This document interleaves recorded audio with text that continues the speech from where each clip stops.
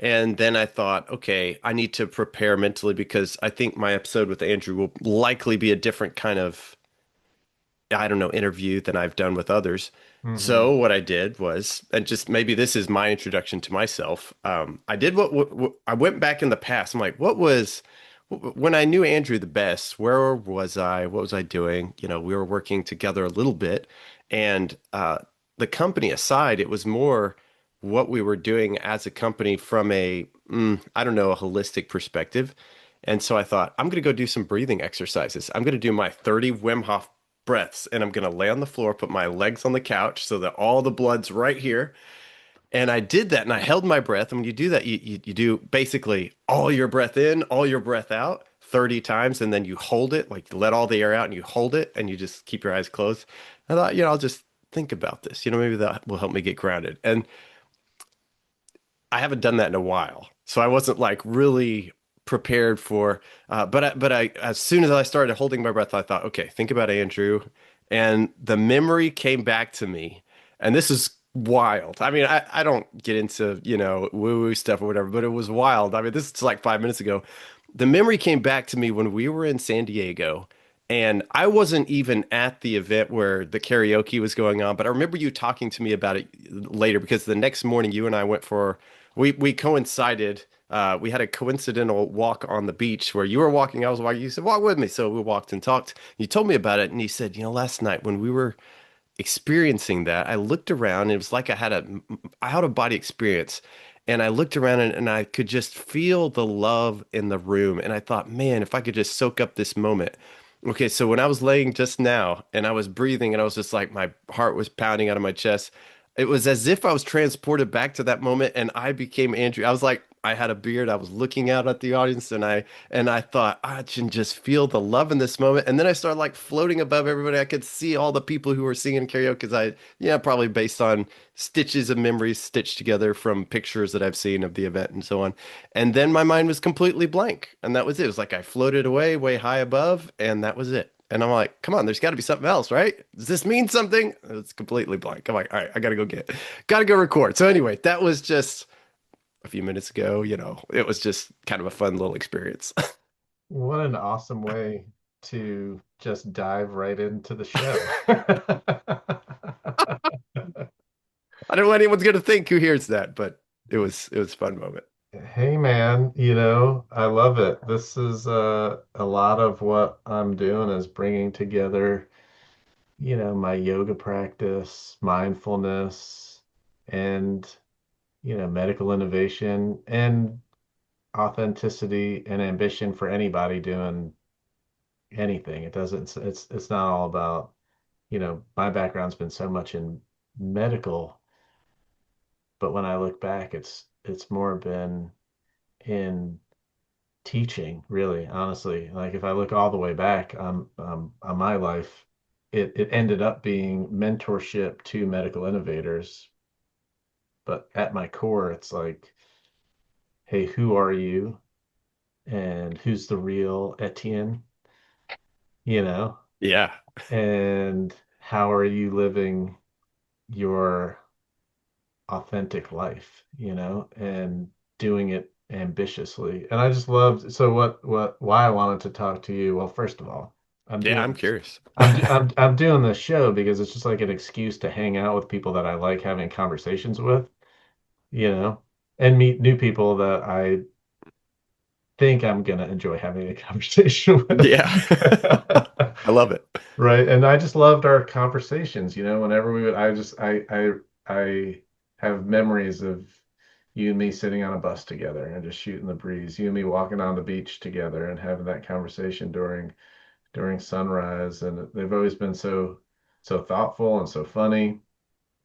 And then you've been doing this MedTech Monday morning, and I love them, and I read them. I'm like, man, this is the kind of stuff. You just did one recently, which was about being at a conference, and instead of collecting business cards, doing it in a way that you end up with three really meaningful relationships at the end of it. And I'm like, yes, this is how to do. This is networking. This is real live networking. Yeah.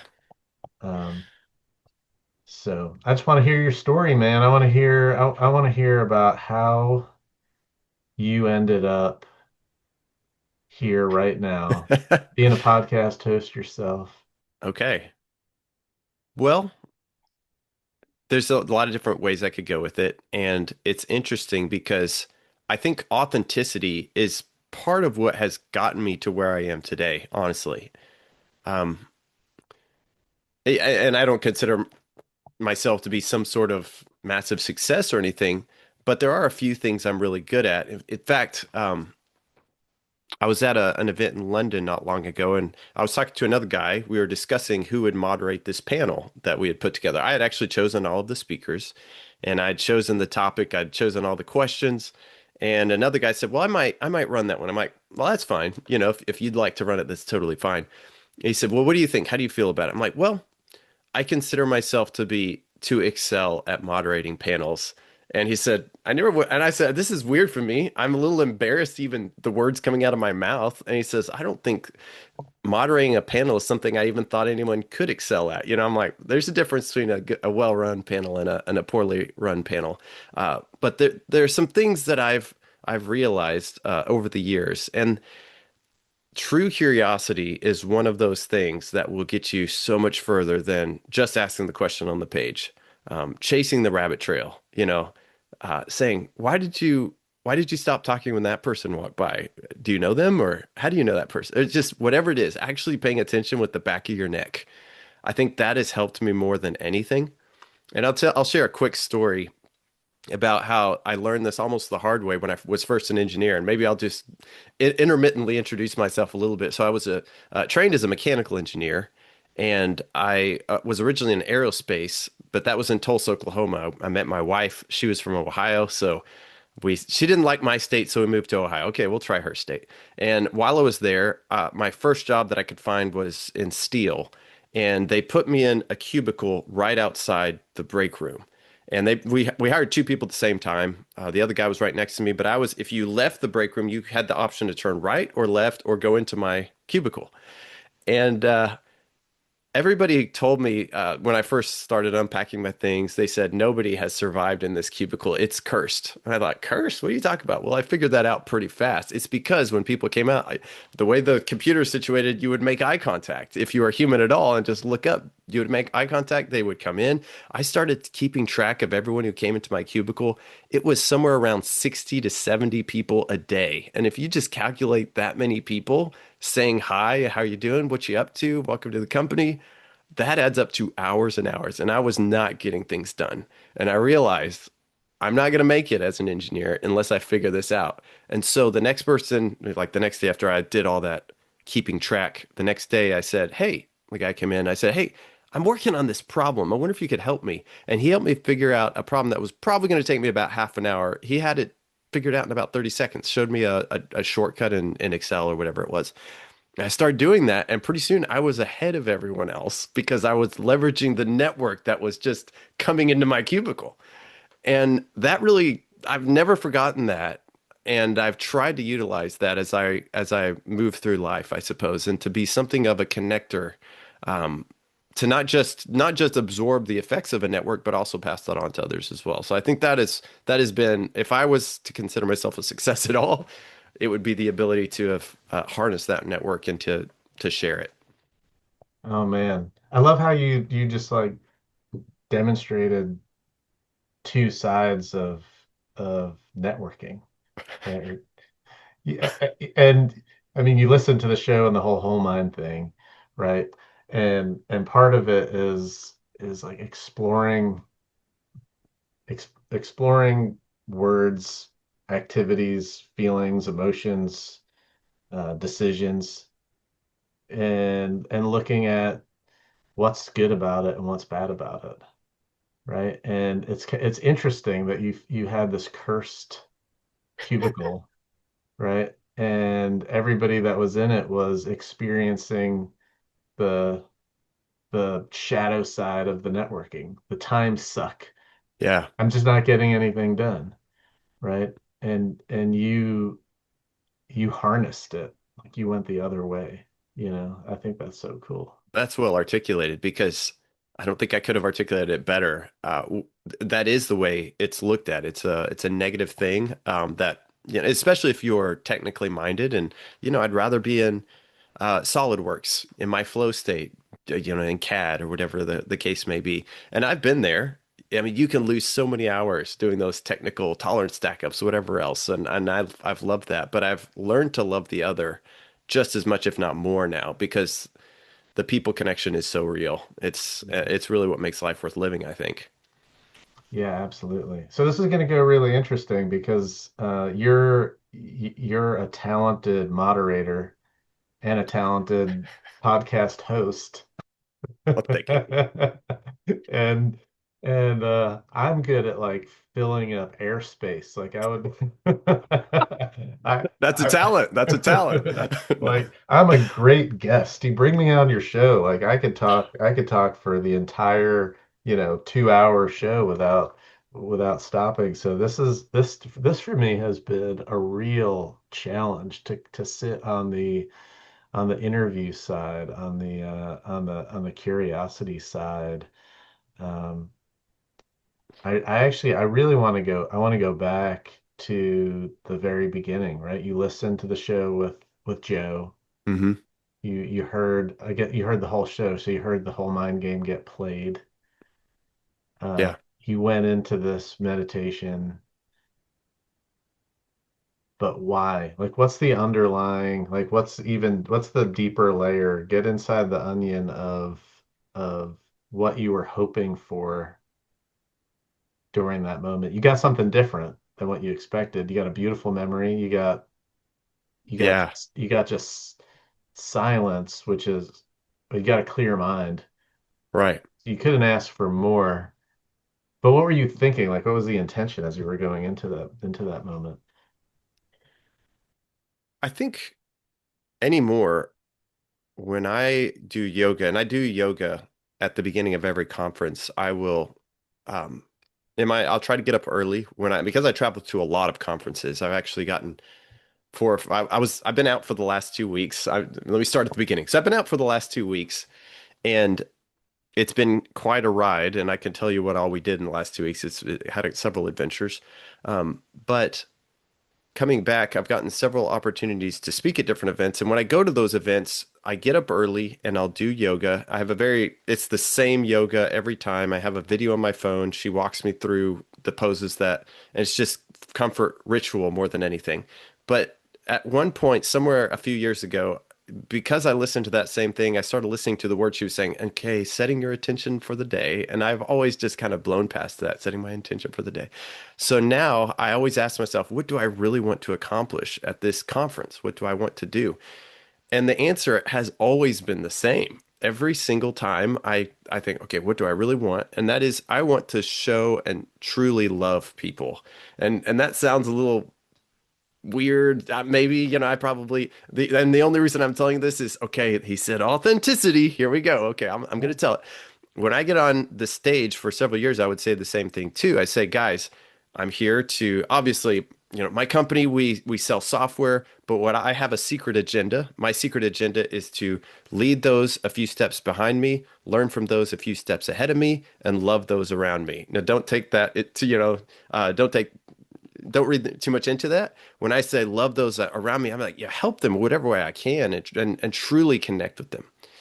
And so when I go through that intention, I really want that love to flow because I want a true connection with people. I don't Networking for networking's sake is a waste of time, really. I mean, just to network to get those business cards to have them, and I mean, I have on my desk somewhere here, 150 business cards, and I go through them every now and then. If I can remember somebody, I'll reach out to them, and you have that whole thing going on. But to truly connect with someone is my true intention. And so when I went and did that kind of meditation, whatever you want to call it. For one, it was to get into the zone. I want to be in the zone and whatever I'm doing, and it's hard sometimes with 4 kids and distractions. But I wanted to be in the zone, but I also wanted to really connect with you, Andrew, because I think what you do is amazing, and the writing that you have, it seems to come from a true depth, and I really respect that and appreciate that. And so, yeah, that was really my intention. And I'd love to hear what your thoughts are as well, because just in what you've hoped to gain and learn from or discuss and so on. It's unfolding before me. I mean, I think that this is going to be an incredible episode for anyone who wants to learn how to network, right? And I'll tell you a story. I'm a mentor in an early entrepreneurs program. So the students in the program are, brilliant young medical innovators, brilliant scientists, faculty members, medical doctors, but all early in their career, all showing an interest of being a medical innovator someday. Like down the road, one day, maybe, I'll start a company or one day I'll bring a product to market. And so I'm getting to interface with these, really young, early innovators. And I was talking to them about how important it is to be networking, to build up that network around you. And I'm also talking about stakeholder discovery, right? And there's different ways to do stakeholder discovery, right? There's a way in which you think you know who the stakeholder is, you think you know who the customer is, and you're trying to discover what you want to know, right? Like it's like I have this thing that's going to make nurses really happy, so let me go talk to nurses and see if they're going to be happy, right? So I've basically biased the whole thing from the beginning, right? And and is there even a value in doing that? And some of these innovators don't necessarily see the value in it. They might be not they might not have the propensity to go do that kind of stakeholder discovery to begin with. And and my advice to them is like, hey, wait a second. It's I call it stakeholder discovery because you're trying to discover who the stakeholders are. You think Mm, it's a nurse, but it might not be, right? It might be a medical assistant, it might be the patient, it might be a particular kind of physician that interacts with a specific type of nurse, et cetera. So, it's understanding why you're doing it. And they asked me, well, Andrew, how do you do it? Right? How do you go about your stakeholder discovery? And I said, I do it every single day, everywhere. I'm trying to build meaningful relationships, in the line at the grocery store, you know, it after yoga, sitting in the studio and talking to whoever might be around because you never know who you're going to meet and what relationship you're going to build. And they responded and said, well, easy for you to say because I appear to be so outgoing. And I told them, look, I'm shy. I'm a shy guy. yeah. I grew up really, really shy. I like hid under tables, and I was the kid that froze in front of the classroom, given a student presentation. I was the one who wouldn't stand on stage during a performance because I was so incredibly shy. And they're just looking at me like cross-eyed, like that can't be true. And at the end of the day, there's a lot of really, really brilliant people that I think it's mission critical for them to be networking and to hear advice from you. I want to hear the advice from you about not only how to do it, but why to do it. Yeah. Okay. Couple things that came to mind while you were talking. One was advice my dad gave me when I was younger, which sounds a little harsh at first, but he says, everyone you meet is better than you at something. So figure out what it is, and you'll have an expert in your network. So I never forgot that. The other thing is, and I don't remember who it was that gave me this piece of advice, but I was the same way. I didn't want to get on a stage. By no means did I want to get on a stage. He said, Etienne, if you don't go talk to those people and share your expertise, they are missing out on that. So forget about yourself. You're not the important one here. You're not who this is about. This is about helping them and giving them something that offering them the value that you can provide. And if you flip what my dad said, everybody you meet is better than you at something, you are probably better, than them at something, and you can offer that, whatever that is. And so if you can figure out how to recognize that you're helping and not just trying to take, that's what networking truly should be about. How can I help this person? So when I'm at an event, my one of my favorite lines to use is, "What are your goals for the show?" Because, well, a couple of things. It makes people think because most people don't ask that question. Most people don't, they haven't really thought too much about it unless you're a founder going there to get investment. That's the most focused person I've found is, well, we're here for investment. Okay, well, what kind of investment? Are you trying to get immediate capital injection, or are you trying to, is it dilutive? What all are you after? And there's lots of different follow-up questions you can ask. But oftentimes, if you ask that question, what are your goals, and they actually are able to articulate that, there's a chance you might be able to help them accomplish that goal. And so if their goal is met in the first 20 minutes of the show, how great is that? And you just help that person. It's not a matter of I help them so I can get something back. Eventually it comes around. That's kind of how I look at it. I help it. It's that Zig Ziglar quote. If you can help everybody, you'll eventually get what you need as well. So that's the thought that I have there. There's one other um, thing that I'll just tell you a quick story. This was a funny moment. This was I was in Portugal at an event, and a friend, I think it was a mutual friend. You knew Paul, right? Paul Johannesson. Oh yeah, yeah. Yeah. He told me, okay, I need you to go to this room, and he wanted me to moderate this panel. So it's okay, I'll go there. There are four guys. He told me who their names were, kind of what they look like. So, okay. So I go there. I'm about 20 minutes early, and I see four guys standing there. So I walked up to, they were all standing in a circle, and these are, I think very low of myself, I suppose. I thought these are people much more important than me, but okay, I'm moderating this panel. I got to round us up, get us all on topic, and make sure that we're all on the same page before we get on stage. So I walk up to this group, they're all talking, and they look at me. I mean, in mid sentence, I looked at everybody and said, "Hey guys, I'm Etienne. Um, what are y'all's names?" And they said, and they just introduced themselves. I'm like, "Oh, this is the wrong group. I am so sorry." And so they said, "Oh, no worries." So I said, "How embarrassing." Later, Paul took me and he said, I want to introduce you to an investor friend of mine." So he took me to this investor friend of his.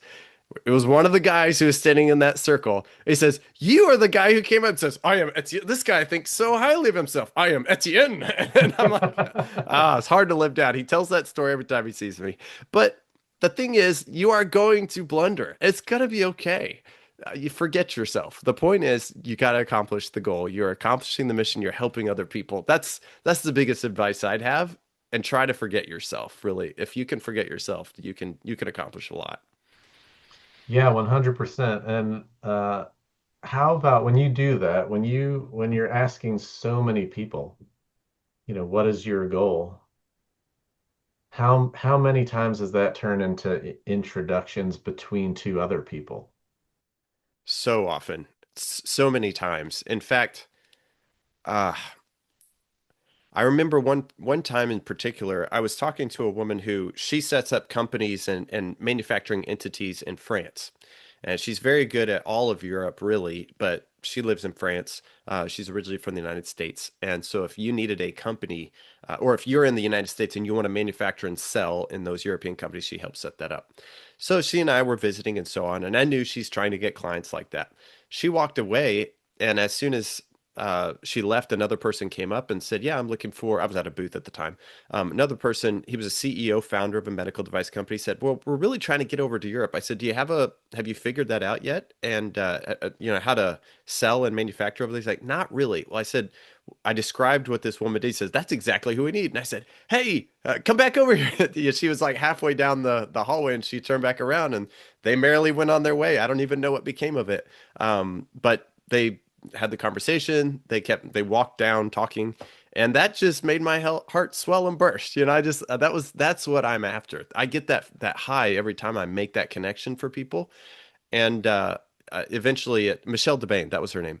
But eventually, it just I think it comes back around. If you can make those connections, eventually those connections come back to you. Yeah, I love that. I used to make that as a goal. So in my early days of networking, when I was a young innovator myself, and Yeah. I myself wasn't good at networking, didn't know how to do it. The trick that I used for myself was, hey, my goal today is to make three introductions Mm, between people. yeah. I just want to go around and learn as much as I can from everybody that's in here and hope to find, you know, six people that I can do three introductions. And if that Yeah. happens, it's a success. So yeah, it takes it away from being all about yourself, right? Like it stops being, oh, this is about me and this is about raising all ships. And if we can raise all the ships in this room, then the world's a better place. How were you able to do that? I'm just curious what your methodology was. So I would try to just learn about what people did, right? Yeah. I love what your question is, hey, what's your goal at this conference? And my question was just tell me about yourself. I just want to know what are you working on? What are you best in the world at? What do you do?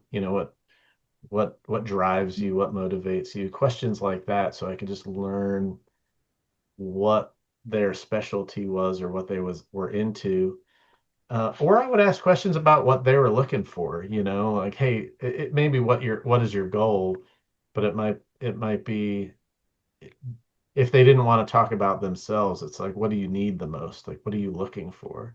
Yeah. And then eventually you'd start to build connections. Like, oh, I know who this person is. They're really good at low volume manufacturing or something like that. And there's somebody else that's looking for just that type of supplier, and you can bring them together and say, hey, you two really need to meet.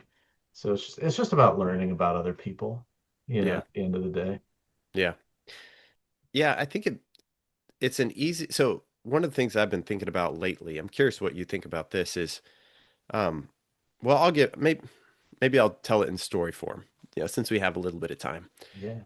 I think I can't remember what year it was. It was many, many moons ago. I'd had multiple managers during this year, and my review came up so towards the end of the year, and I'd only had this manager for about a month or so, something like that. And so when we went in to do our annual review, he kind of went down the box. I was a project manager at the time for a combination product, drug delivery combination product. He went down the boxes of our annual review and just said, "You know what? I'm just going to put meets expectations. I don't really know you or what you're up to exactly. So, let me tell you, that was like a dagger to my heart because I had poured my heart and soul into this product, my project team and everything. I thought meets expectations all across the board. So I walked out of his office, walked to my cubicle, picked up my keys, walked out into the parking lot, got in my car, and went to the library. And I said, I'm going to get every book on project management. I'm going to show them what I'm talking. And on the way out, I got this other book called Workplace Poker by Dan Rust.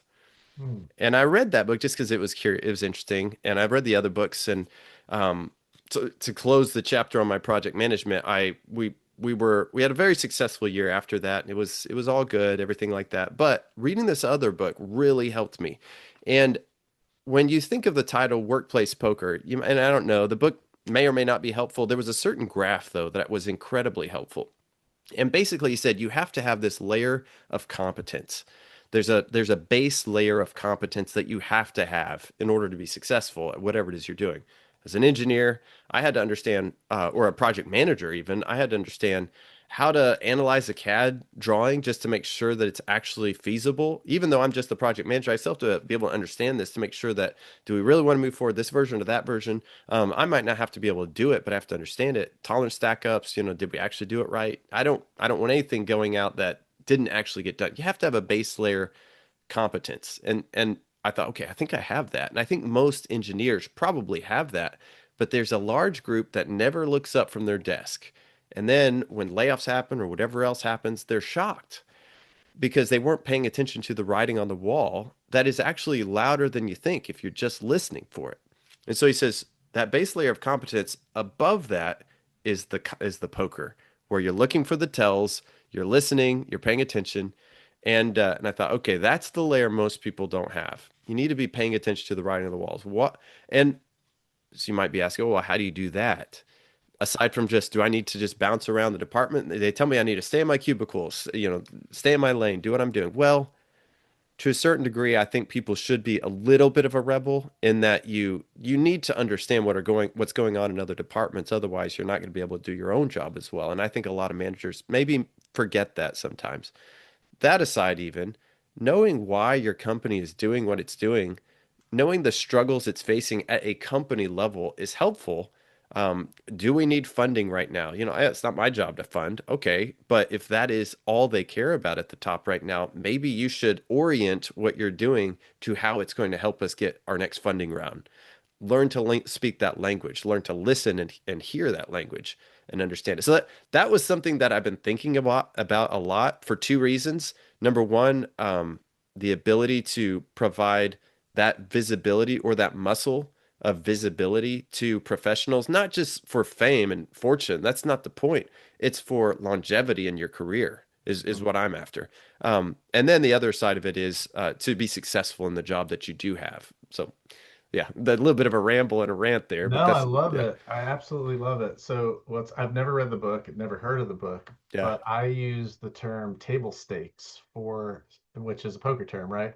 yeah. And the way that I tell this story is, and I don't, are you a baseball fan? I don't know, maybe if I you, don't know a lot about baseball, yeah, but go for it. Let's I'm do going to it. use the baseball analogy anyway. Yeah. Stepping back, whatever position you hold anywhere at any company, there's only so many of those positions, right? Whether they're 100, 1,000, 10,000, but there's only there's more people that want that position than there are positions available. Yeah. So I like to use professional sports and baseball. And in baseball, last I checked, there was 30 major league teams, which means there are 30 human beings on the planet who are starting shortstops for major league baseball teams. Wow, that's a little mind-blowing. Right? Like think about that for a second. Yeah. There's 30 people on the planet that are the starting shortstop for a major league baseball team. And what skills do you have to play shortstop? Shortstop is typically considered one of the most athletic positions on the field. They need to have incredible speed. They they need to have incredible quickness, right? They need to move very quickly to the ball. They need to have really soft hands to feel the ball. They need to have great throwing accuracy, right? They have to be incredibly athletic human beings. And what I like to say is that all of those things are the table stakes, right? And I would put all of my money on the fact that those 30 people are not the best 30 in those categories. If you write down the things that a shortstop needs to go, like how fast they need to be, what their batting average needs to be, what their speed, everything, how their fielding percentage, if you put down all of these things and then get all of the human beings that are capable of playing shortstop and putting them together, that those 30 starters won't be the 30 best people, and those things are the table stakes. Yeah. Like what really makes them have that position? It's the teamwork, it's the communication. How do they communicate with the rest of their team? It's their leadership skills. They have a really important position. Are they a leader in the clubhouse? Right? How much do they study the opponent? How much do they know where to stand because they've paid attention to who the pitcher is, who the batter is, what pitch they're throwing, what the count is, everything else so that they've got an idea where they can adjust where they position themselves on the field to make the best play, right? So it's like everything else that earns them that spot, the athleticism, that's the table stakes. So you know, when I think about any engineering, you know, I'm a project manager, or I'm the CAD, I'm the CAD expert on the team. It's like, look, all the thing that you have to do for your job, like when you read the job requirements, those are the table stakes. If you don't have that, then you just don't qualify for that job. Yeah. And how do you differentiate yourself from everybody else? like you said, understanding the bigger picture. What's my company trying to do? What's the mission and the vision of the company, of the organization? What's the actual problem we're trying to solve for our customer? You know, getting out from behind your desk if I roll it all the way back to these early medical innovators who are the doctors and the researchers, they might think that their practice, their medical practice, or their research is the thing that makes them special, and they are brilliant people. But at the end of the day, that's even for them their table stakes, right? It's when they'll be doing research on, I don't know, say like Alzheimer's disease or something. I'm like, well, how many Alzheimer's patients have you spoken to in the last month? And it's like Hmm. oftentimes none, Ooh. right? Yeah. Because that's not what they're doing. They're like studying some like really obscure, drug interaction, or whatever they're doing isn't necessarily putting them in front of patients, isn't necessarily, the doctors are clearly in front of patients, but the researchers might not be. But those doctors who are in front of patients aren't going and necessarily talking to, the companies or the people that they're going to sell their product to, right? So yeah, getting out from whatever your comfort zone is and putting chips other places Yeah. on the table, right?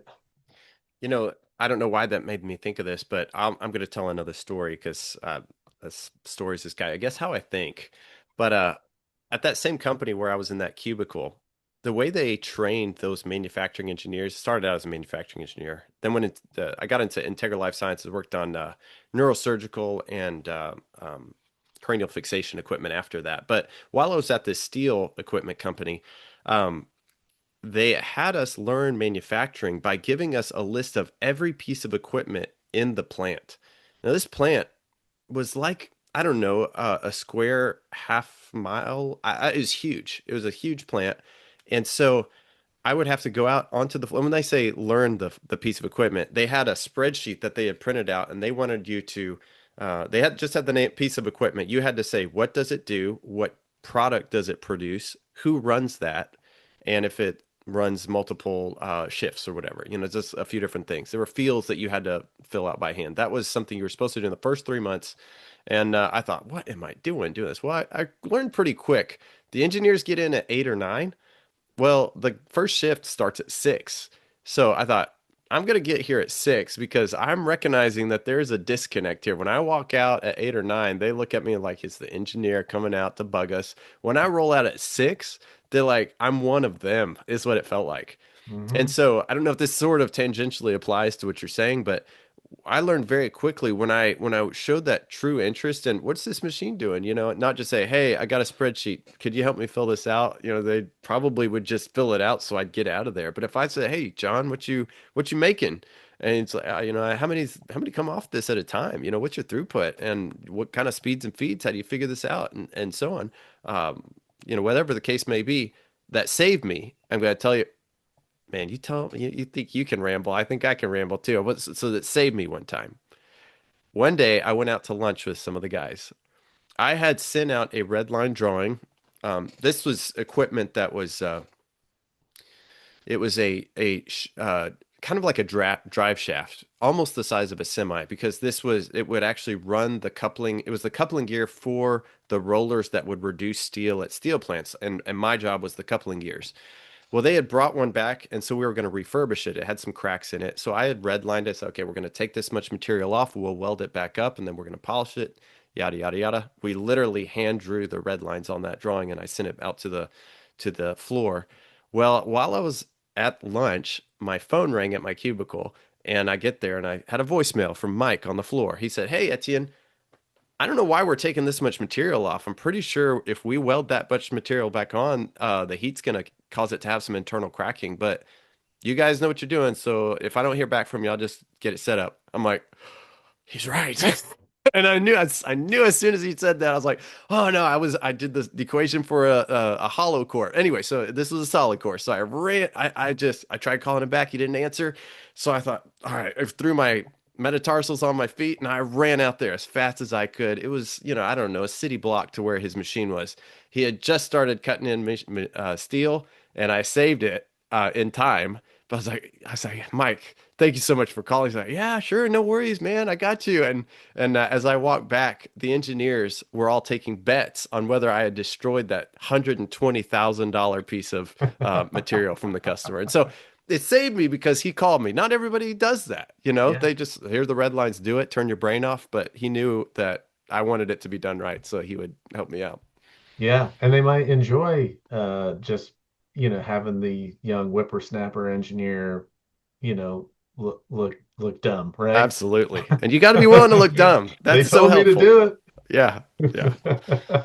Yeah, I didn't call him. They just told me to do it. But he called you because you had built that rapport. You had built that rapport with him, and I think it's just so important. I we're just like we're just going back and forth with stories now. Please. I love it. I was a young engineer at it was Alaris Medical Systems, and I was entry level design engineer, and it was in a manufacturing facility. It was like it was both some corporate offices, manufacturing, all co-located, and I just decided on my own to go hang out with every department everywhere. I hung out with the folks in document control. I hung out with the folks in shipping and receiving, the everybody, the operations team, quality. I went and hung out with everybody, and I would go into the manufacturing floor and just get on the floor and just ask questions, hey, what are you guys doing? What One of the reasons that I did this, by the way, is I realized I was I was having lunch and I was hearing the manufacturing engineers complain about some of the processes that they had to do, not the manufacturing engineers, the assembly workers were complaining about how some of the processes were like giving them arthritis. They're like, I gotta Oh, like yeah. handle the thing and turn it this way and put it in there and do this. And it's like I it's killing me. And I'm sitting there listening to them and I'm thinking, hey, I've always learned that you want to look at your product through the entire cycle of care. And I hadn't, up until that point, thought about the manufacturing of it as part of the cycle of care. Like, however many people this thing is saving, if I'm making somebody hate their job and have, arthritic hands, then what am I doing? Yeah. Right. So I wanted to hang out, especially on the manufacturing floor, and understand what can I be doing better as a design engineer to build products that have a manufacturing process that would be joyful for you, you know? And that was apparently really novel at the time. But I would hang out with them, watch them do their work, eat lunch with folks on the manufacturing team, folks on the assembly team. And I want to say it saved me too, because these are matrix organizations. Nobody wants to see the engineer walk onto the manufacturer. As soon as an engineer walks onto a manufacturing floor, they're thinking like they're going to make us shut down our operation. We're losing money. It's an interruption to our job. And to have them instead smiling and happy to see you, and we're fighting for time to get our engineering runs in. All the design engineers are fighting for time to get their engineering runs in. Yeah. Meanwhile, they're like, "Oh, we'll be happy to shut down the line for you because it was a genuine relationship of mutual respect and and humble too, right? Because yeah, oh, good, I'm an engineer. I went to school. I've got a degree. You've got years and years of experience and seeing how stuff really works on the manufacturing floor. I'm going to be asking your advice before I, start Yeah. start designing something. That's awesome. I'm curious if there was ever any pushback from anyone else as far as, oh, you need to be working more. Yeah, yeah. Me personally, I see that as part of the job is building those relationships. It's almost like the grease between the gears, if you will, that makes the actual work go so much smoother, so much faster, less back and forth. Hmm. But I almost feel like there's the people listening, someone may be out there listening thinking, yeah, okay, that sounds great. You had a great company, but I don't know if they'd even let me get out of my cubicle. Or if I work remotely, how am I supposed to get a hold of these people without just bugging them? I'm curious what your thoughts are on that. I have no memory of anybody telling me, hey, you're not spending enough time in your cube doing X, Y, or Z. But I feel like it's that network effect, what you talked about at the beginning of the show, where you're taking these interruptions and improving time management, right? Yeah, It's like, routing back then we routed we had paper design history files, right? That went yeah, into there was a document control team that managed the thing. You had to check it out for design reviews. You had to get like literally people signing things by hand, right? And routing a document for signatures was a nightmare. It could delay a project by a week just to get the signatures that you need, right? And so when you turn around your signature documents in, you know, 2 hours instead of a week, yeah. you get a It's lot of huge. shit done fast, right? So I think I don't know that people realize how much time can be saved by things that look like they might be wasting time to others, like sitting and Yeah, toiling. Yeah, that's like the work hard, not smart. yeah, yeah. Of white collar jobs. Yeah, absolutely. I, while you were talking there, yeah, I don't know if it's trauma or what exactly when you talk about the paper DHFs and change orders and so on. I so wish, when I was an engineer working in the field, I had something like what I, work with now. But I remember one time I was working on a regulatory project. I was essentially the way it worked. I was not a project manager yet. Um, I was working at a very large Fortune 500 medical device company. I was a manufacturing engineer doing IQ, OQ, PQs. That was great. It's a wonderful time. Got to be out on the floor. I was really good friends with the suppliers and so on. And then they said, Etienne, we have this thing called UDI coming up, unique device of identification, and the deadline for class two medical devices was coming. This was before EUMDR was implemented, but still a big deal, still quite a bit of work. So we had a global project manager managing multiple sites. And they said, Etienne, we want you to help this person. You do the IQ, OQ, PQ on the lasers. This is the central site, and all product is going to flow through our site to be laser identified if it needed direct part marking DPM. I was like, okay. So I was helping them. I was the assistant. That person left the company, and the basically management looked at me and said, Etienne, you're the only one who even knows what UDI stands for. You are now in charge. So they basically sent me to emergency project management training where I got a lobotomy on my engineering mind and said, you make decisions, and you don't optimize, you decide. And I looked at it and I was like, we're not going to make our deadline. So again, networking saved me. We managed to we hired quite a bit of an outsourcing team, but also uh, being friends with the master controllers and the suppliers and the people who decided what was going to go through the manufacturing facility. We were not physically able to get everything done in time, but we were able to prioritize and shift things around so that we had no fulfillment issues. And I remember one specific moment in time, and the reason this came up is because you were talking about DHFs. We had the same problem. We actually updated 250 DHFs because that's how many SKUs needed this change. So there was a change order for every single one of them, both the DHF and the DMR. And I remember one time, one of the red lines that our outsourced crew had done for us, there were some, the red line, because we had to submit a red line copy and the final copy, there were some discrepancies.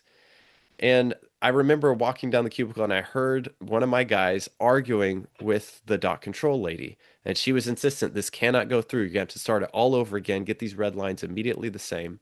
And I went up to her and I made a sacrifice. I could have pushed it through, and I know I could have pressured her to do it.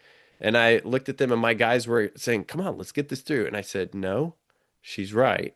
We've got to pull this back and we've got to redo this. And they knew that meant I would have to report to management saying we were behind. And I'm like, guys, it's on me. Don't worry about it. I will talk to management. It's okay. And she saw that, and I stood up for her, even though she wasn't technically my. I had my team, and then she's document Mhm. control, and Right.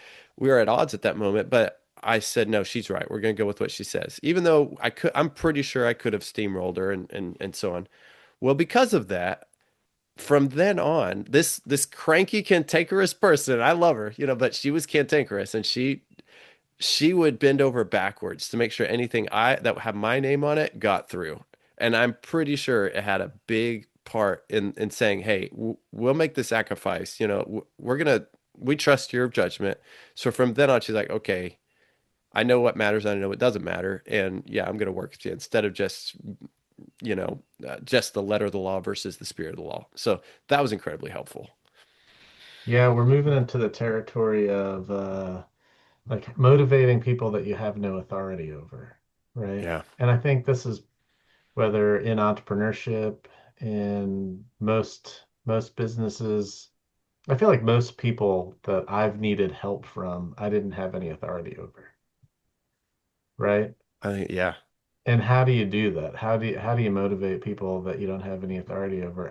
I was looking back on my early days of that, just reminiscing on that first job as a design engineer and thinking about how our teams were built. And as the design engineer, I was the lead on the project, and there'd be a quality engineer on the team, but they didn't report to me. yeah, And that quality engineer also had like three other projects that they were on, so three other teams they were on. And then the same thing with the manufacturing engineer, didn't report to me, had three other projects. Everybody on the team did not report to me, and everybody on the team had three other projects, right? And how do you get them to work on what's your thing?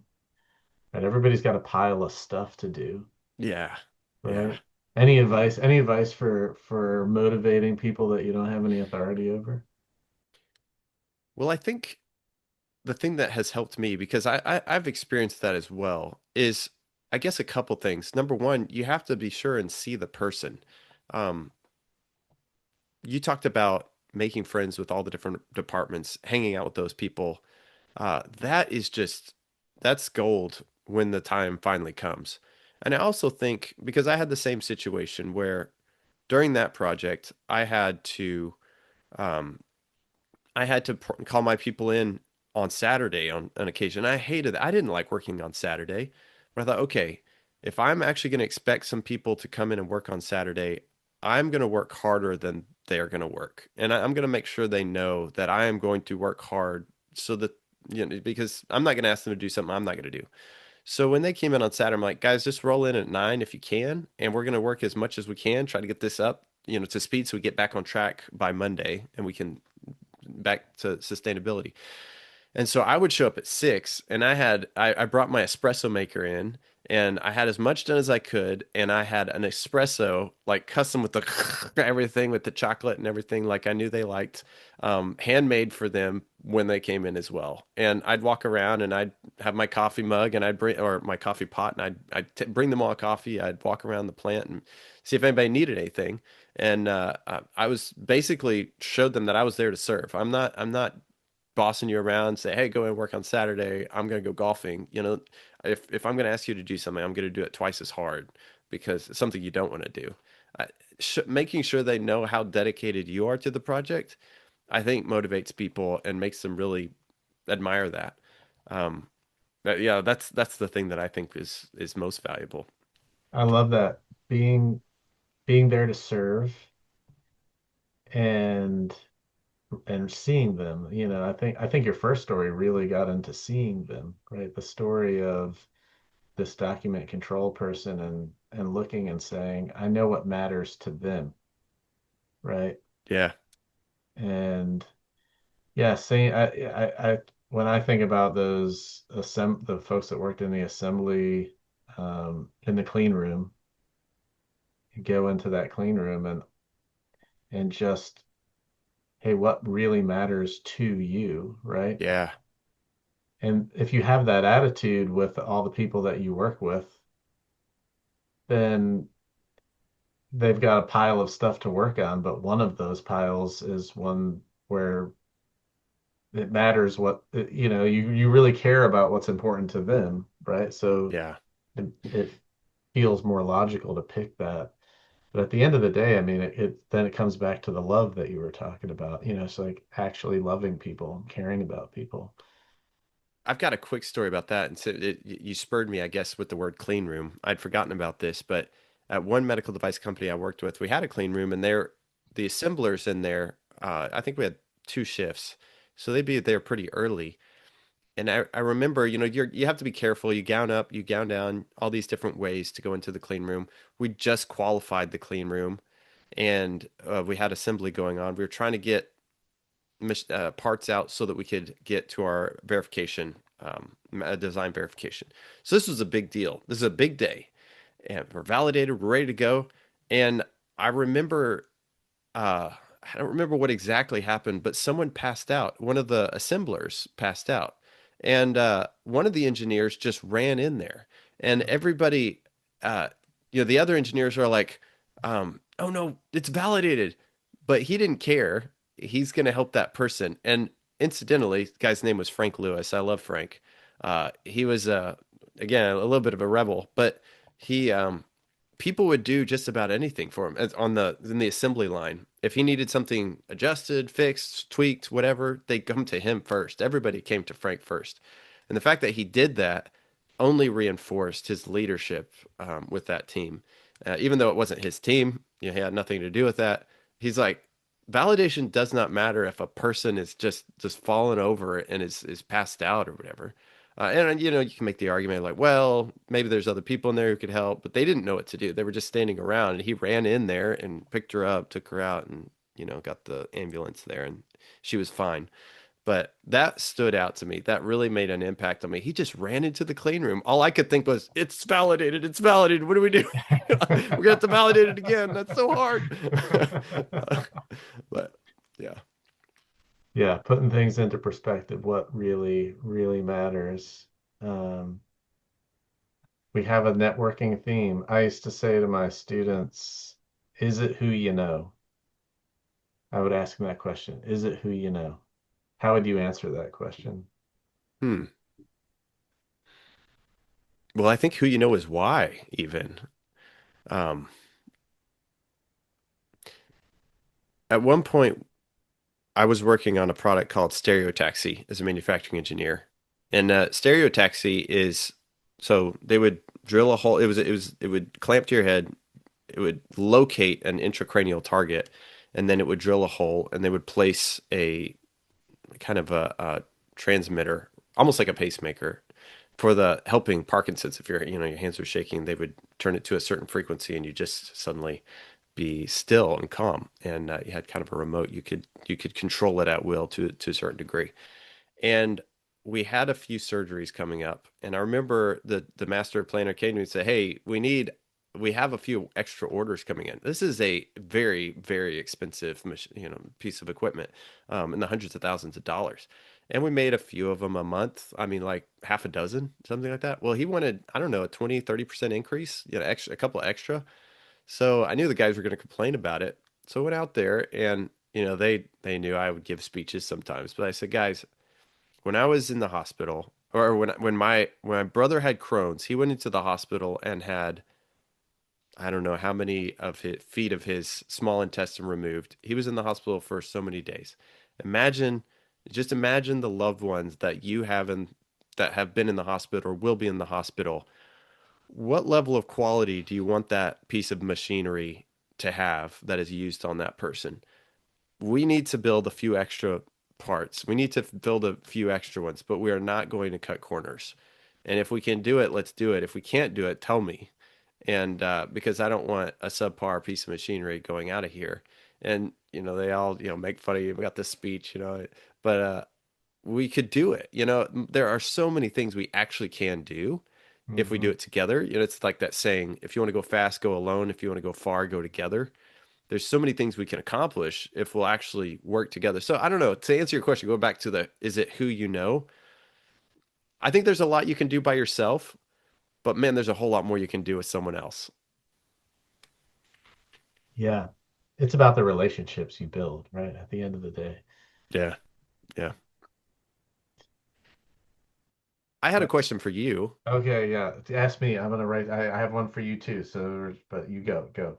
Okay, you work with a lot of medical device, I don't know, startup founders, aspiring founders.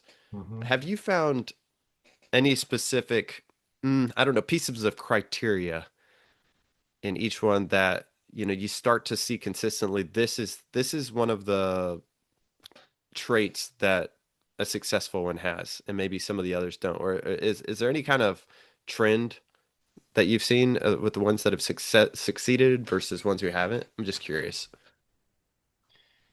Yeah. Well, one of the biggest reasons why I see failure is because there's no unmet need, Mm, right? And when there's this assumption that what we have solves the need, that's where that's where things fail. And it's like a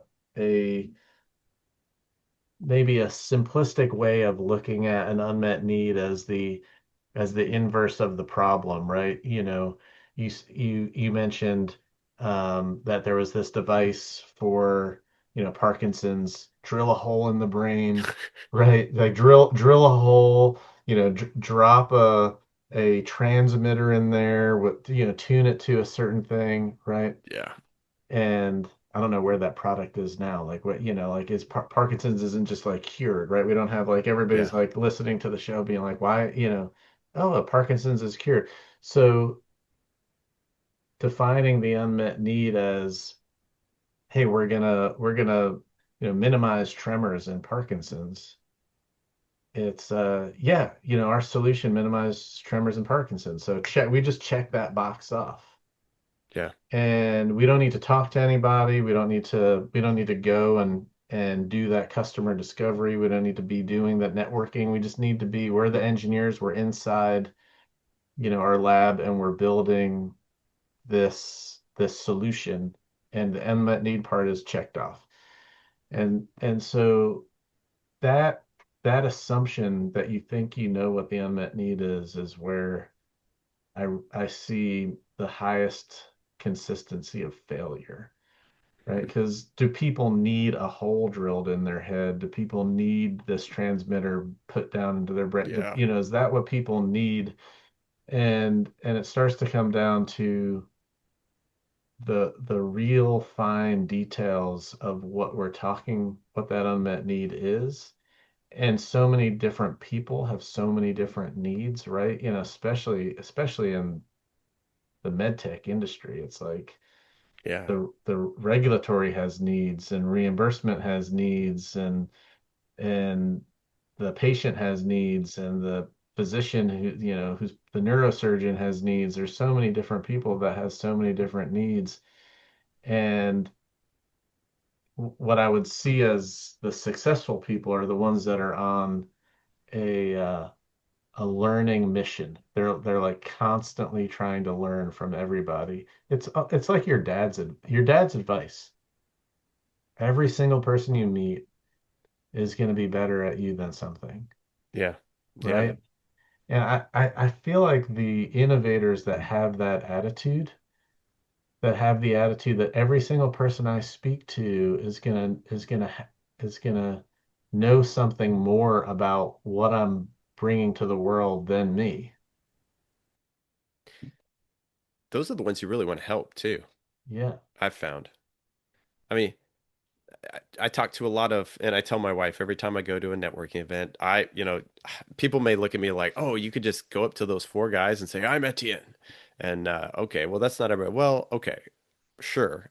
But the first event, and it still happens when I go to those events, I'm on the elevator up to the, rooftop bar, whatever it is, where everybody's hanging out. And I'm like hyperventilating slightly, thinking, why am I doing this? What am I doing? I don't belong here. I call my wife and I say, I don't have CEO or PhD behind my name. I don't belong. What am I thinking? And she always reaches through the phone and slaps me on the face and says, Etienne, they asked you to be there. You go out there and be yourself. And if they don't like you, you can come home. We like you. It's okay. They're not invited to your funeral. And so on. And so I go out and do my thing. And but the ones the founders, the CEOs who oftentimes they'll be CEO, PhD, MD, whatever, all the letters after their name. And when I tell them, you know, have you thought about doing your design controls this way, where you set up your user needs in a certain way? It'll reduce your burden later down the road. And they're listening, sitting on the edge of their seat, thinking, oh, I hadn't thought about that. And they're giving me the respect that I feel like I myself don't deserve.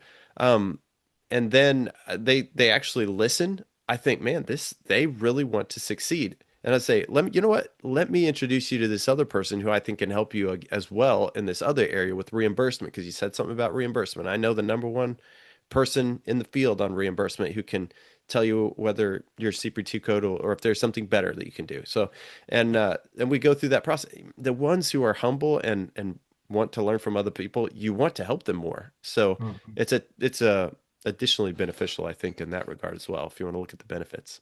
Yeah, absolutely. And it's the kind of person that is having a collaboration with the experts, right? As opposed to I see a lot of transactional relationships, right? So Yeah. I serve this one role, or the innovator serves this one role, and they just think that they're going to get a regulatory answer and right, they're going to get a Yeah. reimbursement, and this is your regulatory strategy, this is your answer. And they come back to me, and I'm mentoring them, right? So they're frustrated. They're like, hey, we engaged with this regulatory consultant, and it's like I don't they're not giving us, a straightforward answer. And I said, well, first of all, if you've got a regulatory consultant that's just saying, boom, here's your regulatory strategy, this is the way to go. I'm like, I don't know that I would trust that regulatory consultant. Like I'm looking for collaborative relationships. There's so many moving parts. There's so many your reimbursement strategy could impact your regulatory strategy. Both of them can Yeah. impact your go-to-market strategy. Both of them can impact your marketing, your positioning. Those then impact what you're building, and right. So Yeah. it's like they're all these moving parts. And so I try to think about it as when you when you go to an expert, do you want to collaborate with that expert? It could be your own personal medical doctor, and you go in there.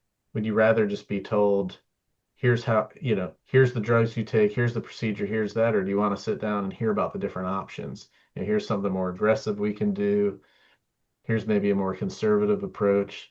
Same thing with an attorney. You go talk to an attorney. And I love the word opinion. An attorney can give you a legal opinion, right? A regulatory professional can give you their regulatory opinion, right? The medical doctor can give you their medical opinion. Hmm. And the way that I'm looking at it is I'm trying to get as many opinions as I possibly can and collaborate with these experts to ultimately make decisions. But it's Yeah. up to our team to be making those decisions. And if I don't take the time to understand how those things work and how they're done, then I'm not part of a team. I'm not trying to learn. I'm not trying to do their job. It's not like I'm trying to do the job of these Yeah. expert advisors, but I want to understand how they do it and what they're thinking and be part of this whole thing. And so again, it's like this thirst for learning. Those are the successful entrepreneurs. It's the ones that sort of silo themselves and have transactional relationships and just assume other people, like, oh, somebody else will take care of the quality strategy. Somebody else will take care of the regulatory strategy. That's somebody else's problem. It's not my problem. Those are destined to fail. Yeah. I think that's a pretty good answer. And I want to use an illustration for what you said, because you said I think I could hear somebody maybe arguing with, oh, does it really, does the reimbursement really have to correlate to the regulatory? Is it all tied together? I mean, they could be somewhat separate. Uh, did I tell you I built a house last year? I think we might have talked about it, but tell the story right here. Sure. Yeah. Well, mistakes may have been made, but my wife had a and I had a baby, and I had 4 weeks off. So I thought this is a good time to build a house, right? What else do you do on a paternity leave? Okay, well, my poor baby who's not neglected. He's very much a daddy's boy now, but he's my fourth.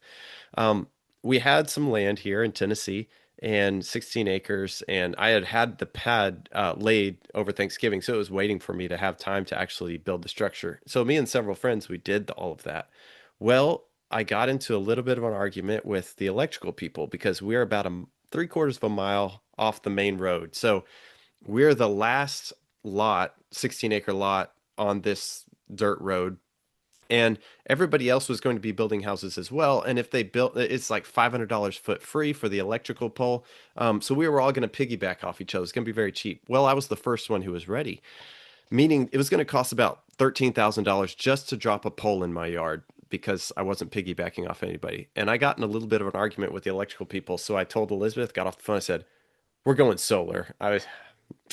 So that decision, that one decision to not hook up to electric drove so many other decisions because Mm, now I had to think, how is my electrical system going to be set up? Um, what kind of batteries could actually power an electrical oven? Most won't. So I've actually found an oven that had a 5 kWh battery in the base of the oven. So, but then it was 15 amp instead of a 50 amp socket. So I had to wire it that way. I did all the wiring myself. I did all of that myself. We did a different roof than I would have otherwise done, so that I could clip the solar panels to it without having to drill through it. It was a standing seam metal roof. We did the zip system that was taped, so it was airtight, so that it would be more energy efficient with just like a cold cell blown in foam. Or closed cell. All of those decisions that would not have been made had I not decided to go electric. I mean, you have so many different options, but now suddenly I was down this path and it was driving so many decisions, the material selection and so on. And I mm. think it's very similar. I mean, medical devices are even more complicated than building one house. And I mean, that's what I'm in right now today, and it all turned out, I guess, still completely off grid. Uh, Surprisingly, I'm Well, not a prepper. it's an awesome, it ended up being an awesome choice. Yeah, it turned out okay. My dad always tell me I do everything the hard way, and he's probably right. But I'm alive, I'm living my life. But I think it's very true. Those decisions have ripple effects that we don't even realize until we've gone Mhm. down that path a little bit. And so having all those people early on, just reiterating what you said, just another Yeah, illustration. yeah. I mean, putting it into medical devices, I've seen situation where, you if you just look at regulatory in a bubble and figure, hey, we're gonna do the easiest, we're gonna just try to get 510(k) exempt, just what can we position it to for the easiest regulatory pathway? Makes sense, right? Except for when you do that, it puts you into a national coverage decision of no coverage from a reimbursement perspective. Mm, So that sucks, right? So yeah, if you had not considered, well, oh, wait a second, there's this national coverage determination. We need to be totally distinct from that. So we gotta try to go in de novo. We gotta figure out if we can do something, create a whole new category, go in de novo, really separate ourselves, make the regulatory burden extra hard, right? Just yeah, because right, for this, that's a really good reason to do it. There might be, depending on what your entry market is, there might be a really good reason to do a humanitarian device exemption first for some things. sure. But maybe for other things, it's like we could do HDE first, but there's this bigger market and it's really not going to save us that much as far as a clinical study is concerned. Why don't we go after the bigger market first, make a bunch of money, and then we can go towards that humanitarian cause and be a much stronger company to help, those that need it the most. So it's just not necessarily so obvious. And it's also the team has to be sitting down and thinking about what do we care about? What do we want? Because a lot of people would say, why you do medical devices? Why don't you just do that as a healthcare product or a consumer product? Because you can make a whole bunch of money that way too.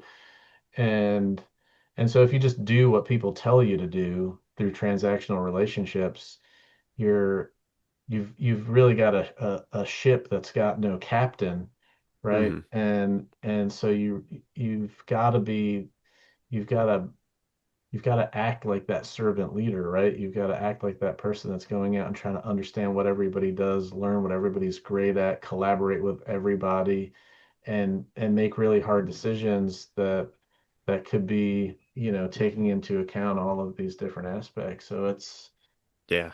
yeah, Yeah. You said you had another question. I did, this is maybe I don't even know if you've thought about this at all, but you were talking about, what kind of quality do you want your product to be? And this is maybe a bit of a more controversial question. And I'm just curious if you've got an opinion on it. And if you don't, that's I fine. do. Yeah, I actually do. And you Well, didn't prep me this, but I have thought you, about you this. have no, well, it's a really specific question, though. Okay. So it has to do with there being no culture or requirement for professional engineering in medtech. Mm, And if you think about the culture of, let's say, civil engineering, yeah. and this comes from me, this is Andrew, the professor and the innovator, and working for the Fortune 500 company, right? Like, so from all the different angles, I'm looking at this. You look at civil engineering, and if you want to be at a company building bridges, you have to be a professional engineer, like the Yeah. right. Have and the PE license. and you want the quality, your question about how, what kind of quality do you want around that medical device? It's like, well, what kind of quality do you want to have around a bridge that people are driving across all day long? Like Right. that's really important. And all the way down the line, from working at the firm to the training that you get when you go to college, you're doing the civil engineering courses. All of the professors have, maybe not all of the professors, but certainly the capstone professors in civil engineering will all be professional engineers. Will all have had some experience in building bridges.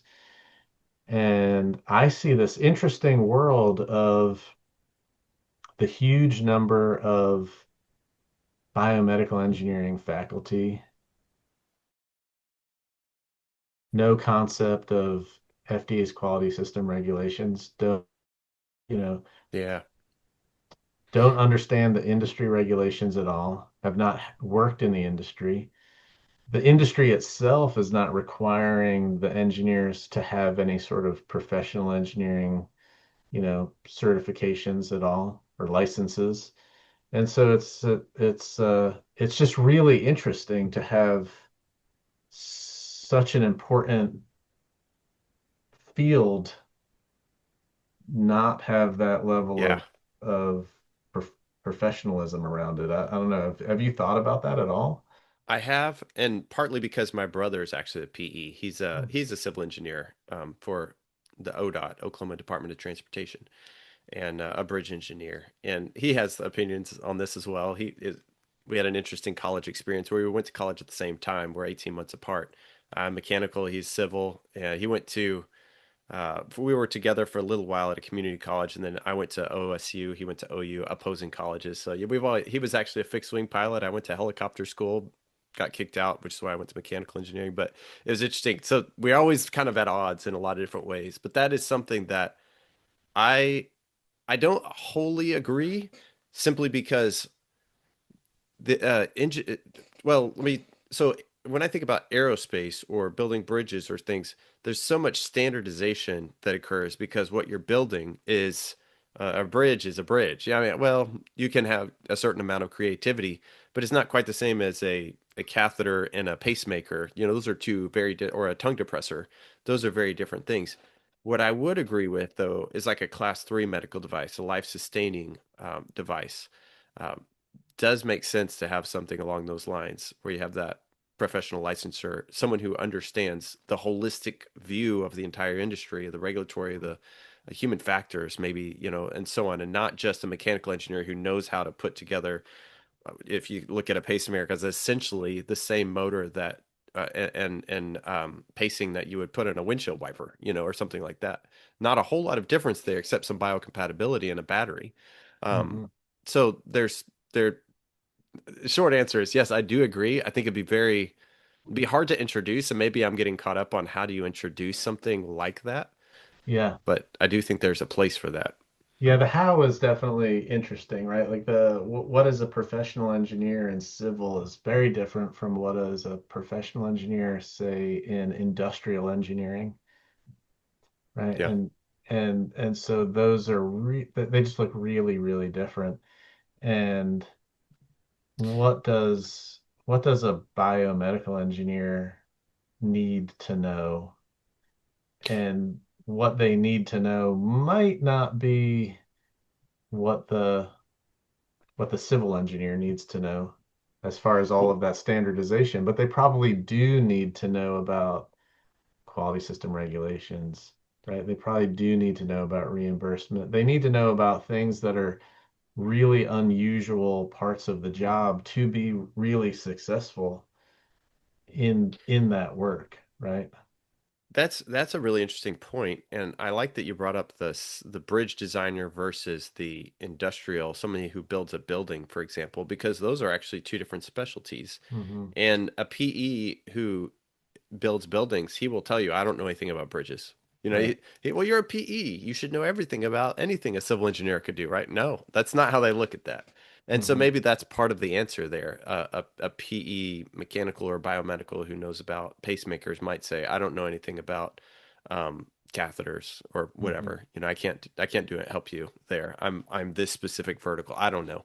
Um, Supply and demand might have something to say about that. But the Yeah. other thing about that is what was I going to say about that? You had me thinking about um, quality. Um, I thought when you brought up quality, I thought you were going to say something else. Ooh, well, what was your guest question? Because you were about to answer before I asked, so you were gonna answer something. Where were you headed? Yeah. So this is controversial as well. Maybe more so because I think you could get people on board at least with a partial PE situation. But Huh. when you talk about quality in the sense that you are number one, we want to be number one in this. Um, and I actually know some people say, well, I don't really want to work for a Me Too product. And I personally don't like the phrase Me Too product. I don't think it's quite fair most of the time because they do feel like there's some reason to have this medical device. The Me Too is simply the regulatory pathway they're going down, and they found some justification for the 510K. Okay. But I think that we might be a little bit judgmental calling them Me Too products when in reality, uh, there are so many products out there that are not the number one. Let's take a different category. For example, like you may call the iPhone.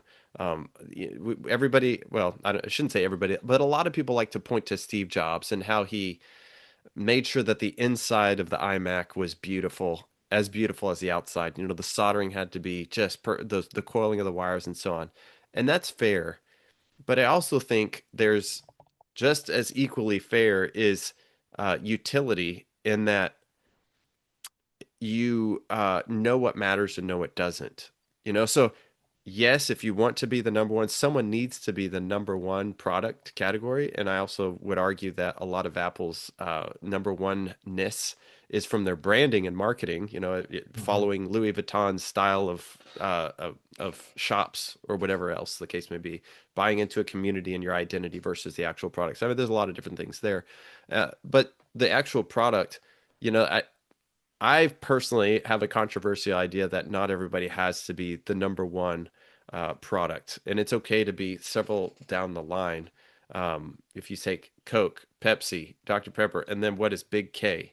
Big K Hmm. serves a purpose, you know, Yeah. provided that quality is not going to hurt anybody. So anyway, that was a different direction, I suppose, but All right, well, you know what? I think it's circling all the way back to what is the unmet need, yeah, right? that's a good And point. and being the first to, introduce a brain implant for Parkinson's doesn't make you the one that gets traction and wins, right? And I I think that when you look at Apple and Steve Jobs, there's a lot of naysayers out there about what's he doing really well and where were they just following? And one of my favorite examples is the iPod, right? Because a lot of people point to it and say, what did they do? They didn't do anything. There was MP3 players already existed, you know, the MP3 file format existed, the players, the hard drive, everything existed before Apple, and they just made it look pretty, or they did, they just shoved it down your throat and they just made people buy it, right? Like, and what they did was they really understood the unmet need of the customer, and they built an entire category, Yeah. right? And when you look at what the iPod wasn't the iPod was iTunes. The iPod was the iTunes store. The iPod was the ability to rip your CDs and put them into the library. The iPod was getting free iTunes downloads on caps of soft drinks. Yeah. You go buy a Coca-Cola or a 7 Up or something and unscrew it and you get a free iTunes, download. Right? That was part of the iPod, Yeah. right? And that whole entire strategy of creating a system where we just made my life so easy that I could take my library that I already owned, have a beautiful interface on a machine, and with a touch of a button have it on my player, and have a store where I could buy more music without even needing to go, and I mean, that's that whole world. I'm not necessarily a fan of where the music industry is right now, and how musicians get paid for the hard work that they do. That's sort of a whole nother thing. Yeah. But that is that is a master class really in understanding what the unmet need is versus understanding what the technical solution is, and also not being the first, because you could be the first MP3 player. That doesn't make you win. Yeah. Yeah. One guy said, what was it? Pioneers get shot, settlers get rich. And I think your example is really good because if you know Tony Fadell, who actually was the project manager on the iPod, I think multiple generations, certainly the first one, and I think the first generation of the iPhone. Did you ever read his book, Build, An Unorthodox Guide to Making Things Worth Making? It's on my list now. Yeah, it's good. It's a good one. He actually has a chapter on there called Becoming CEO and a correlating chapter called Unbecoming CEO, and it's really good. But anyway, he wanted it to be a mentorship in a box, so I think it would be right up your alley. Have to get him on the podcast somehow. Uh, Oh man, I'll do what I can to help. Um, aspirations. Yeah. yeah, yeah. But the reason I brought that up though is you're absolutely right. It's the pro a lot of that technology was already out there, and yeah, it's one of those things that the correlative illustration might be continuous glucose monitors in the medical device industry. I mean, maybe not completely, because you did describe an entire ecosystem of a product, both Hmm. it's easy to use, it consolidates your workflow and so forth. Well, if you take a user population like diabetics who are used to sticking themselves with needles and then applying the medication and so on, you put a continuous glucose monitor with a pump, well, that makes their life suddenly so much easier, and that really helps things a lot. So that is one of those areas where if you had tried to get somebody to who's not used to all of the pain to change their lifestyle, because right now there is sort of a movement to use a continuous glucose monitor just as Hmm. for a lifestyle thing. It's not having the same effect, I don't think, because those people already had the painfulness of having to go through all these different actions. Like a music listener who just listened to the radio, they have no need for an iPod necessarily. But Hmm. if you did have, and I had 300 CDs in my car and we'd flip through them and every, man, the iPod made my life so much better. So yeah, it all goes back to the user need, like you said. What problem are you trying to solve? And there's a phrase that I really liked that I had a mentor tell me early on. They told me, the heart of the problem is the seed of the solution, and I've never forgotten that. So Yeah, what you got to right there too is that stakeholder discovery, right? you describe two different people that listen to music, right? You describe someone who listens to music on the radio all the time, and you describe someone that's got 300 CDs in like, binders in their car, Right. right? And so when we write down, the persona for the listener, we're writing down the persona of someone who's got a binder of CDs in their car. Yeah. Yeah, and that's to me, that's like I I, I see what I call the somewhat of a I'll just call it grammar school version, or it's the school version of a stakeholder map, or the like, hey, let's do stakeholders discovery. Who do you want to talk to? So like, we want to talk to patients and providers and regulators, you know, it's just like these very high level categories. And it's like, wait, what kind of caregiver? Oh, we want to talk to nurses. Like, yeah, no, but like, can you describe Yeah. exactly what kind of nurse you want to talk to? And it could be, I was drilling down with a team recently, and this is it's not exactly how it was, but I'll twist some of the facts, but it's like, no, I want to talk to a nurse who's not a cardiology nurse, but works in the hospital and floats into cardiology sometimes, Mm. PCU. right? Yeah. Like now that is a persona that I can and then once you drill that down and say, wow, okay, so I'm looking for nurses working in hospitals who float into cardiology. It's like Mm. interesting. Yeah. Okay.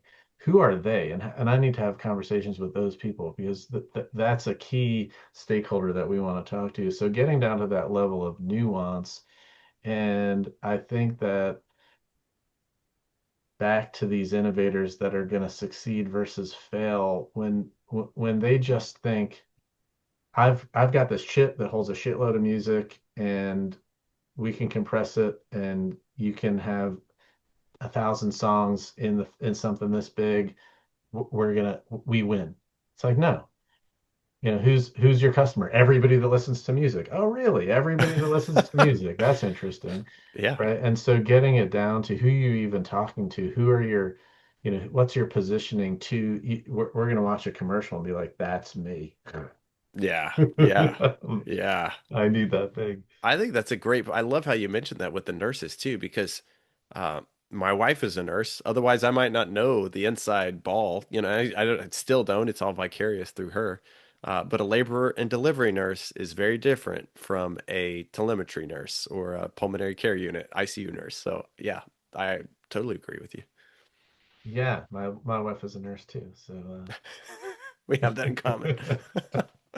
by the Oh way, man. how crazy is it that I asked a question about building bridges and civil engineering and professional engineering? I had no idea that your brother was a bridge builder. Yeah. I mean, I thought, man, this guy does his research. Oh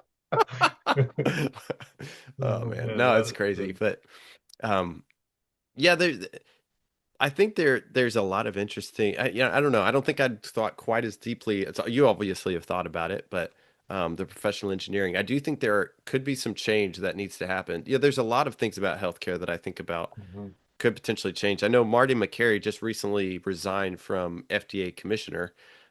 However, people think about him being put in not. I had been sort of introduced to him as a concept several years ago when he wrote the book The Price We Pay: What Broke American Healthcare and How to Fix It. Mhm. And I was excited to see him go in. There's another thought that I'm curious what you think about, because one person told me, yes, maybe he's a great guy, but once a great guy is in the system, sometimes the system changes the person, not the person changes the system. Like, okay, well, maybe that's the case. I don't know. Uh, but I do think there's something that it feels like there's a convergence sort of happening philosophically in healthcare, medical device, whatever, but being driven by healthcare, and that is we now have We've always had the technology to pull a lot of data off of a person, whether it's through wearables, but we now have the technology that's out there.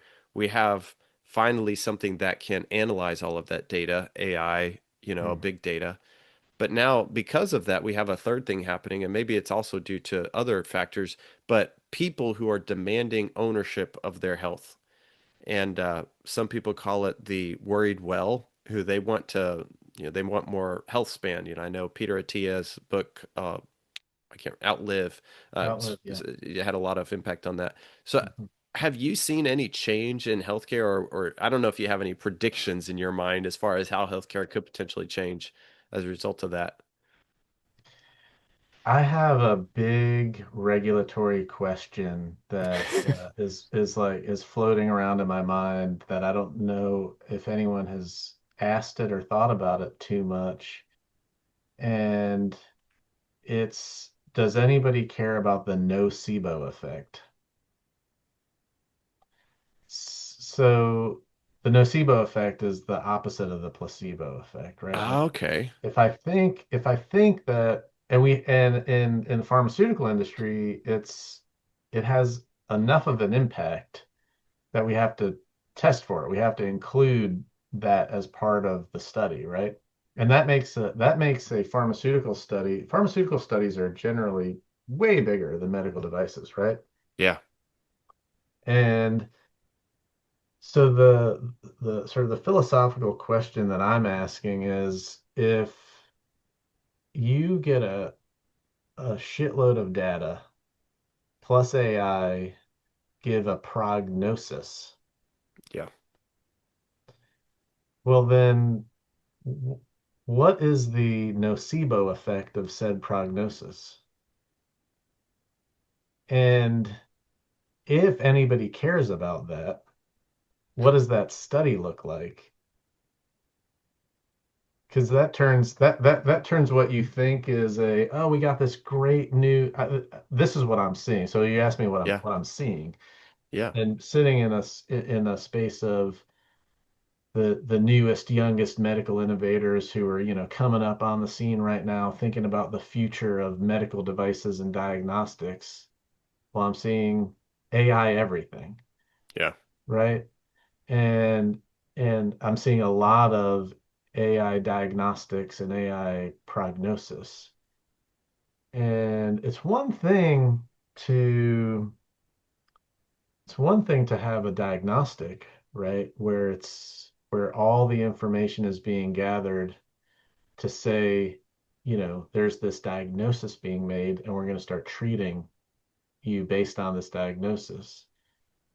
It's another thing to have a prognosis, right? And when I think about owning, I'm not necessarily for or against who's owning whatever, individual humans should be able to own their medical history. Sure. I guess for me, I would personally be concerned about looking at something that says, we've got this prognosis that you will have, dementia in 7 years. And it's like, Yeah. if I believe that, Yeah. and what does the study look like to do that, right?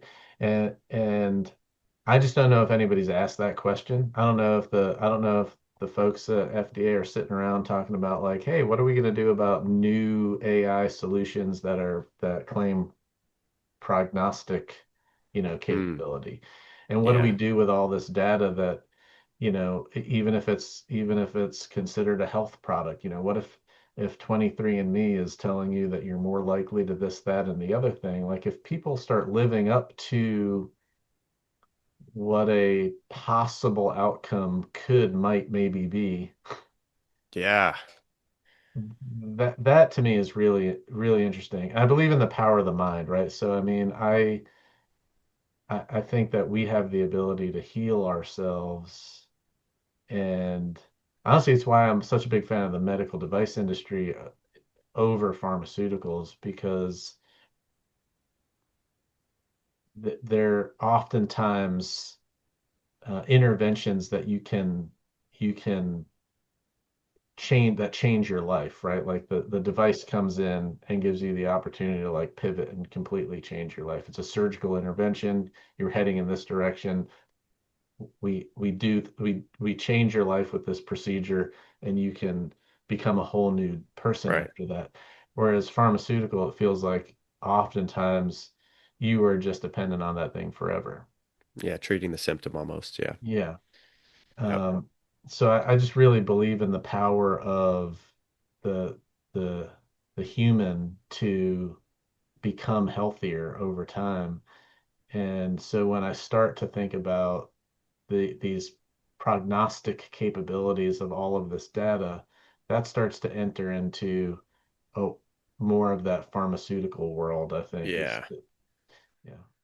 I was thinking about as you were talking there. So early, I was an early adopter to, I don't know if I'm allowed to say Aura and Whoopstrap. You know, I had Hmm. one of those both You can five say years whatever ago, you something. want. I have Yeah. no sponsors. Maybe somebody will sponsor me someday. There you go. Yeah. And I don't want I sponsors. I want partners. Sorry. partners. That's right. Yeah.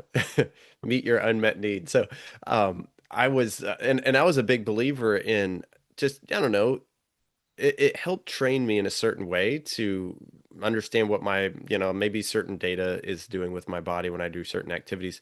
But after a while, I realized that I'm getting a little stressed out if my sleep score is not high enough. So I kind of just quit wearing them because I know what's right and what's wrong. I've gotten it's basically calibrated me to a certain degree. I Mm, This feeling probably means I didn't sleep very good, or this means I probably didn't eat or drink the right things last night. So I'll just do a little bit better today instead of, oh man, my sleep score is this way. I'm gonna have Alzheimer's early. So I yeah. see where you come from. I'd not heard that word nocebo. I really appreciate you educating me on that. That's cool. That's interesting. I'll have to talk more about it. Yeah, the aura and the whoop and all that stuff. It's to me, it's an area of when the metric becomes the goal and tension is lost, Yeah, right? yeah, And the dashboard, right? The dashboard in your car as you're driving along, you're not rooting for it to get to a certain temperature. yeah, yeah, You're not like saying, "Oh, I want to get to," well, you might say you want to get to this specific speed, but it's really about it's a check, right? You should just be driving yeah, and then maybe look at your speed and be like, "Oh, wow, I'm way over or under what the speed limit is here. I can make some changes." You look at your temperature, it's like, "Oh, wow, the car's running hot. I need to be doing something different." So I think when we look at the health metrics and start to think, wow, I've got some correlations between when I'm drinking, coffee past 2 p.m., I'm actually having these terrible night's sleep. It's like, okay, that's a good thing to maybe go back and change. But I see way too much of the other what you talked about of getting yeah, stressed out and almost having a goal for a sleep score. It's like, oh, I'm trying to get 80, 80 sleep score. And it's like I think we're missing the point if we're trying to yeah, shoot for a sleep score. yeah. If you quit hanging out with your friends because you're not getting enough sleep, well, connection is pretty valuable and you're forgetting something there. So, yeah, there's a lot of ripple effects. Yeah. But I And like that then you also, oh, go ahead. I was just gonna say I find that it's always the worst case scenario. It's like I, man, I had to sleep. Oh, I felt like I slept great, but my, Whoop told me I had a terrible night's sleep. So I guess I didn't sleep very good. Or like, oh, I had a terrible night's sleep, and my Whoop confirmed that I had a terrible night's sleep. Like it's like this rare case where you actually feel like you got a good night's sleep. Like, oh, I Yeah. had a terrible night's sleep. My Whoop says I had a good one, but that doesn't mean shit. So it's like the only time that you get it is when you feel like you had a good night's sleep and the thing told you had a good night's sleep. You could check a win right there. And it's like, Yeah. yeah, that's not enough. That's not enough good night sleeps. The last 4 or 5 days, I was actually on a fishing trip up until Saturday night, and so it's just me and a bunch of guys that I grew up with, and we were sleeping out under the stars. The first night I was there, I like I said, I don't have any wearables at the moment, and I haven't had any for a couple of years. But first night felt like the worst night of my sleep of my life, and then the next probably felt like the best night's sleep of my life. And so I'm like, well, it all shakes out, I guess. But the connection was worth it no matter what. So. Yeah. I like that you mentioned the mind and the power of the mind, its ability to impact our health and well-being. Because I think I mean, if we go back to the beginning, I really have enjoyed the conversation. I feel like it's been good for my health and well-being just to get to talk to you again. Yeah. Same here, Etienne. We have to have a follow-up where we just play a whole mind game. Okay. Yes. Think about attention when we get back together. Think about attention that's like this or that. and we'll do a short episode. We'll do a 30-minute episode where we just play a home mind game together. Okay. Um, Man, this has been awesome. I think Yeah. this is going to be a must listen for anybody who wants to learn about how to network, right? I mean, that's Yeah. yeah. I remembered one thing I wanted to say, and that was if I have a minute. You take us, yeah, you have 10 minutes Yeah. or 30 minutes. Take as long as you want. Yeah, I don't have. Well, I'll end at this, I suppose. But I remembered you were talking about how the PE. Well, I'm going back to that because there's something I wanted to say about that with the professional license and understanding that. One of the reasons I got into what I'm doing now, educating a lot of people, is as a project manager. I was a product development engineer after a while, and then became the project manager of that project.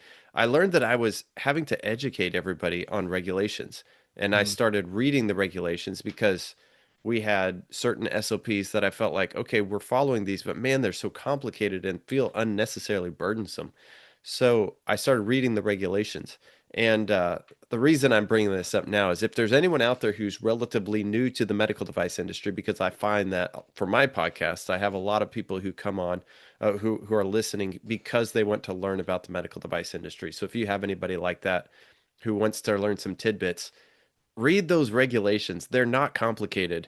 Start yourself down that path of the medical device PE, I suppose, where you mhm, actually understand the holistic industry with the regulatory bodies. So QMSR, ISO 1345 is now the standard. It is incorporated by reference into ISO into the 21 CFR Code of Federal Regulations Part 820. If you read that, you'll have a very you should have a solid understanding what a quality management system needs, and you can go from there to other things like ISO 14971 to understand risk management. So I just felt like I had to say that because there are some easy ways to go out there. Listening to guys like us is great. You're going to get a little bit more of, from me anyway, you'll get a little bit more of a philosophical opinion, and I'd love to point you to where you can get the concrete knowledge you need with your job as well, if that's of interest and a desire and a need. So, yeah. 100%. And that'll go in my intro too, right? This is you got to listen to Etienne's podcast if what you like most about this episode had to do with the med device lingo, you're listening to the wrong podcast. Listen to Yeah. Etienne's. Yeah. But to understand the industry, happy to help. I love talking to people like that.